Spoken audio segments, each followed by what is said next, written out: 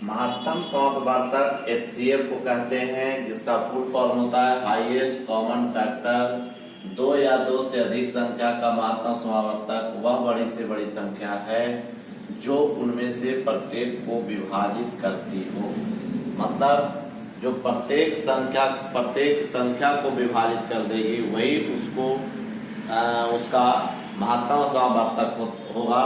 महत्तम समापवर्तक निकालने की दो विधियां हैं, एक आपका अभाज्य गुणनखंड विधि और दूसरा आपका भाग विधि। अब हम लोग उसका एग्जाम्पल देखेंगे। पहला में है अभाज्य गुणनखंड विधि।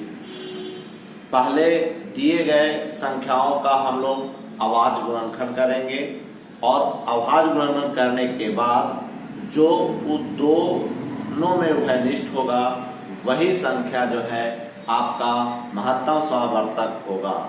जैसे 28 और 32 का महत्तम समापवर्तक निकालना हो तो हम लोग इसको गुणनखंड विधि से सबसे पहले 28 का हम लोग गुणनखंड निकालेंगे।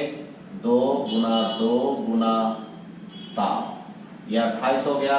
उसी तरह से 32 का लिख करेंगे तो 2 गुना 2 गुना 2 गुना 2 गुना 2। 2 को 5 बार ले रहे हैं, 2 दूनी 4, 4 दूनी 8, 8 दूनी 16, 16 दूनी 32। ये आपका ये कॉमन है, ये कॉमन है। इस तरह से इसका महत्तम समापवर्तक जो हो जाएगा आपका 2 गुना 2 बराबर 4। अब अगर 28 का फैक्टर नहीं करने आएगा तो यहाँ हम लोग लिख देंगे 28 और इसको फैक्टराइजेशन करेंगे। 2 से लगाएंगे 14, फिर 2 से लगाएंगे 7। इसी तरह से 32 का करेंगे 2 16, फिर 2, फिर 8, फिर 2, फिर 4, फिर 2, फिर 2। इस तरह से हम लोग गुणनखंड भी निकाल सकते हैं। ये हमारा गुणनखंड विधि द्वारा आपका एलसीएम हुआ। अगर हमको भाग विधि द्वारा रहेगा, दूसरा मेथड है भाग विधि। तो भाग विधि का मतलब होता है कि अगर कोई दो संख्या दिया रहेगा तो उसको हम लोग पहले दोनों संख्या में जो छोटी संख्या होगी उसमें बड़ी से भाग देंगे। अगर पूरा पूरा कट जाता है तो जो छोटी संख्या होगा वही महत्तम समापवर्तक हो जाएगा। लेकिन अगर शेष बच जाता है तो उस शेष में जो हम भाग दिए थे उससे फिर भाग देते हैं। यह तब तक प्रक्रिया करते रहते हैं जब तक कि वह पूरा पूरा विभाजित नहीं हो जाए। जैसे एग्जाम्पल में हम लोग लेते हैं 400, एक एग्जाम्पल हम लेते हैं 493 एवं 928 का HCF निकालते हैं। HCF निकालें तो हम लोग इसको करेंगे क्या, सबसे पहले जो छोटा देखेंगे, इस दोनों संख्या में सबसे छोटा आपका 493 है। अब हम लोग 493 में 928 से भाग देंगे। 493 में 928 से भाग देंगे, एक मरतबे, 2 नहीं होगा तो दो मरतबे नहीं होगा तो एक मरतबे लगाएंगे। 493, 8 में से 3 गया 5, 12 में से 9 गया 3, 8 में से 4 गया 4, फिर 435 में 493 से लगाएंगे, एक मरतबे 435, 13 में से 5 गया 8, 8 में से 3 गया 5, कट जाएगा। फिर 58 में लगाएंगे 435 से, तो इसमें हम लोग 5, 6, 8 से तो नहीं लगेगा, तो हम लोग 7 से लगाते हैं। 8 सत्ते 56, 7 पचे 35 और 5 40, 15 में से 6 गया 9, फिर 2 कट जाएगा। फिर 29 से लगाएंगे 58, फिर 2 मरतबे लगेगा, यह आपका कट जाएगा। इसलिए महत्तम समापवर्तक जो आपका हो गया सर 29।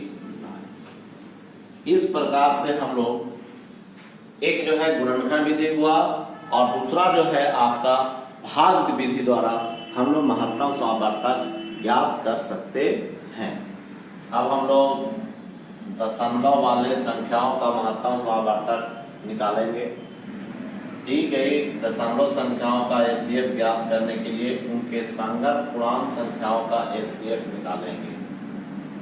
दी गई दशमलव संख्याओं को ज्ञात करने के लिए उनके संगत पूर्णांक संख्याओं का एचसीएफ निकालें तथा प्राप्त एचसीएफ में दाहिने ओर से उतने अंक के बाद दशमलव डालें जितना कि दशमलव के अधिकतम अंकों की संख्या में दशमलव के बाद दाहिनी ओर के अंक। सबसे पहले हम लोग 15, 24 और 36 का एचसीएफ निकालेंगे।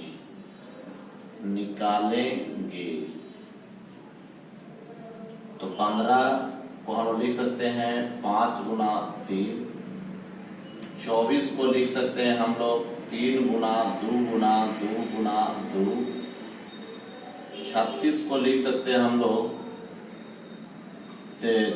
3 गुना 2 गुना 2 गुना 3 दूनी 6, 6 दूनी 12, 12 तिहाई 36।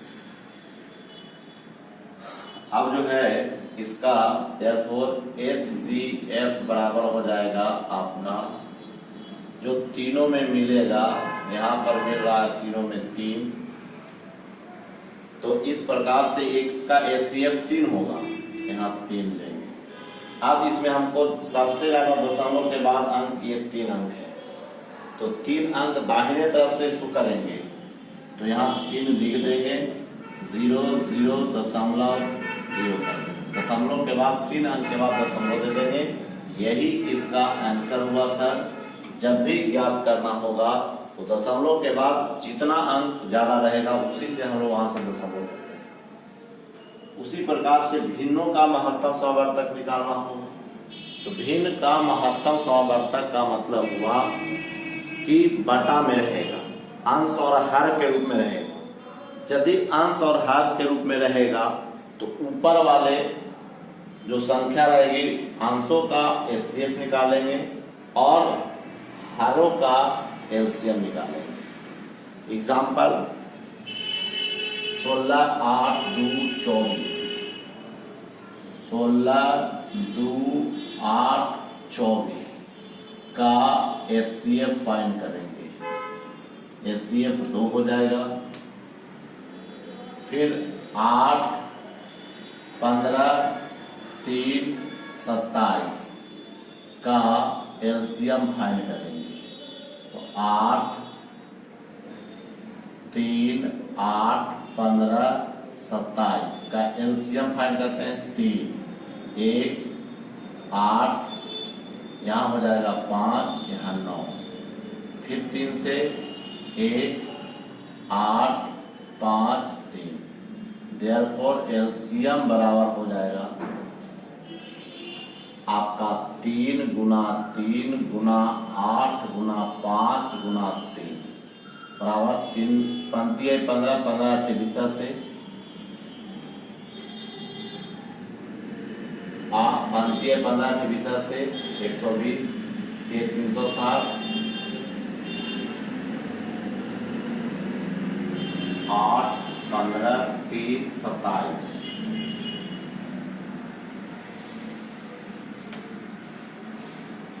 3 से 1 8 5 9, 3 से फिर लगाए 3 9 9 8 72 72 5 360 दिए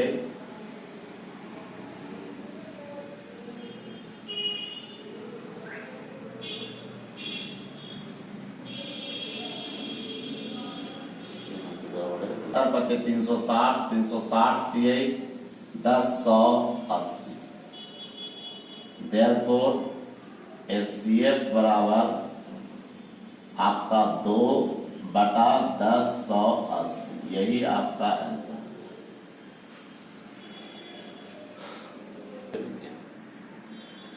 घात एवं घातांक का महत्तम समावर्तक। दी गई संख्याओं का आधार समान हो तथा घात असमान हो तो उनका एचसीएफ न्यूनतम घात वाला संख्या होगा। कहने का मतलब हुआ कि नीचे ये आपका हुआ आधार, ये भी आधार है, ये भी आधार है, तीनों आधार समान है, तो इसमें जो आपका न्यूनतम पावर वाला होगा वही इसका एचसीएफ होगा। therefore एचसीएफ बराबर आपका हो गया 2 पावर 8, यही इसका आंसर। फिर आपका इसका सॉल्यूशन निकलेगा, यहाँ पर देख रहे हैं सबका बेस समान है, इसमें सबसे छोटा संख्या जो है आपका 7 पावर माइनस 18 है, इसलिए एचसीएफ बराबर हो जाएगा आपका 7 पर पावर माइनस 18। दी गई संख्याओं का घात एवं घातांक दोनों असमान हो तो महत्तम समावर्तक गुणनखंड विधि द्वारा होगा। एग्जाम्पल 5 का स्क्वायर 4 का क्यूब का महत्तम समावर्तक क्या होगा? सॉल्यूशन करेंगे, ये आपका 5 का स्क्वायर है तो 1 गुना 5 का स्क्वायर लिखेंगे, 4 का क्यूब है तो 1 गुना 4 का क्यूब लिखेंगे, दोनों में 1 मिला, इसलिए एचसीएफ जो है इसका 1 होगा, यही आपका आंसर। अब हम लोग इसका दूसरा एग्जाम्पल है सर 2 पर पावर माइनस 2, 4 पर पावर माइनस 3, 6 पर पावर माइनस 2 का महत्तम समावर्तक क्या होगा? इसमें भी बेस सेम नहीं है, तो हम लोग इसको क्या करेंगे, 2 पर पावर माइनस 2 को तोड़ देंगे, 2 पर पावर माइनस 2, 4 पर पावर माइनस 3 और 6 पर पावर माइनस 2 का महत्तम समावर्तक निकालने के लिए करेंगे 1/2 पर पावर 2, 1 4 पे पावर क्यूब, 1 6 पे पावर स्क्वायर, 1/4, 1/64, 1/36। तो पहले तो हम लोग एचसीएफ निकालेंगे ऊपर वाला का। अब हम लोग देयरफॉर एचसीएफ बराबर हो जाएगा 1 का अंशों का एचसीएफ, अंशों का एचसीएफ बटा हरों का लघुत्तम समापवर्तक। अंश ऊपर वाला इसका 1 का एचसीएफ 1 होगा और हरों का 4, 64, 36 का एलसीएम, इसको निकालते हैं तो 2 ये 32, 18, फिर 2 से ये आपका 1, ये 16, ये 9। अब हम इसको गुणा कर देंगे, 2 दूनी 4, 4 9 36, 36 में हम लोग 16 से गुणा करते हैं, 36 में 16 से ये आपका हो गया 2 गुना 16 गुना 9, 2 दूनी 4, 4 9 16 चौके 64, 64 गुना 9, 9 चौके 36, 9 6 54 3 57, 1/576।